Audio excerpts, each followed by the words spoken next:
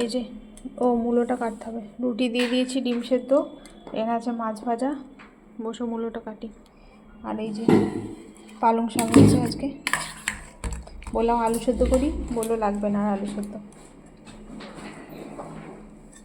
মাছের টক দেবো এবার একটু।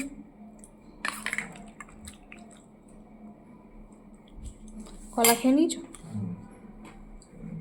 দাও মূলোটা কেটে দিই, খুবই ঠান্ডা লেগেছে।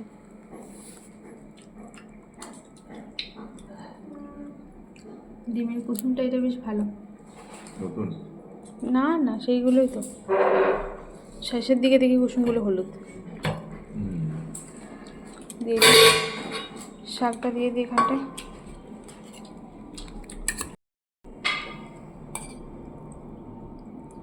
পালং শাক আর বেশি দিন নেই,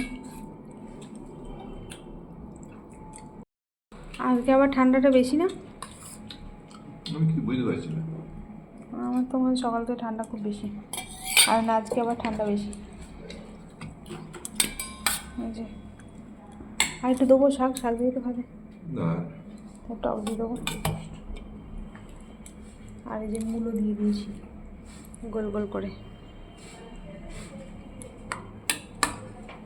এখন আমরা টিফিন খাচ্ছি। এই যে মিঠি আজকে খাবে মুড়ি মাখা, তো ওই যে আলু সেদ্ধ নিয়েছে, আর মায়ের আর আমার জন্য করেছি একটুখানি সেদ্ধ ভাত, আতপ চাল আর ডাল আর আলু দিয়ে যে সেদ্ধ করে নিয়েছি, আর তার মধ্যে লবণ দিয়ে সেদ্ধ করে নিয়েছিলাম, আর তার মধ্যে নিয়েছি ঘি। এটা খেতে কিন্তু খুব ভালো লাগে। ইচ্ছা হলো আজকে একটু সেদ্ধ ভাত খাওয়ার, তাই এটা সেদ্ধ ভাত করেছে। আর বেশ করে ছোলা সেদ্ধ হচ্ছে, মিঠি মুড়ি মাখা খাবে সেই জন্য।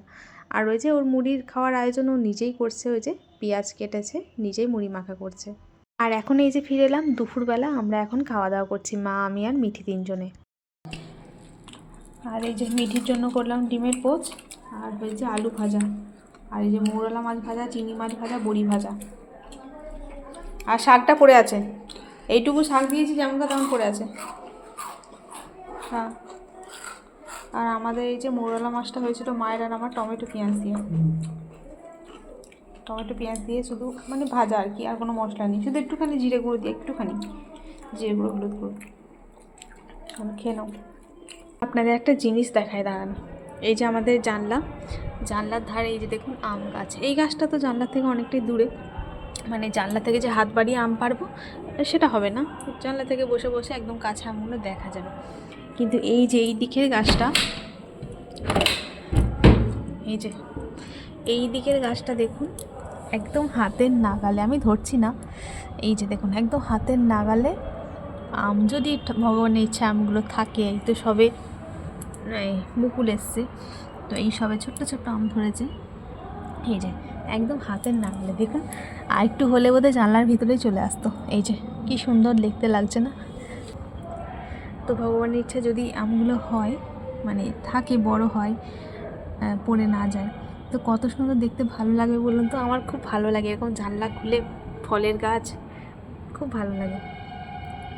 তো এই যে আপনাদের সাথে একটু শেয়ার করলাম। তো চলুন বন্ধু, আজকের মতো টাটা, সবাই ভালো থাকবেন, দেখা হবে নতুন আরেকটা ভিডিওর সাথে।